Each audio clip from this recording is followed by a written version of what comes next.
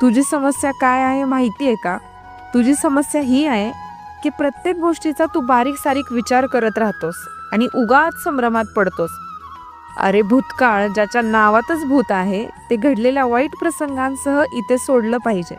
नाहीतर याच भूतकाळातलं भूत तुझ्या मानगुटीवर बसून तुझ्या वर्तमानाचा बेचिराग करेल आणि तू आत्ता तरी त्याच भूतकाळातल्या भूताला अतिमहत्व देतोयस आणि इथेच फसतोस.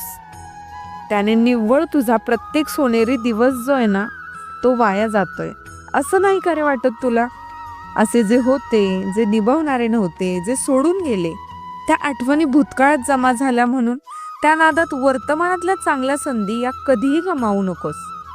वर्तमानात राहा. चांगले विचार, चांगल्या व्यक्ती जर आयुष्यात येत असतील अथवा असतील तर त्यांचा स्वीकार कर, त्यांची काळजी घे.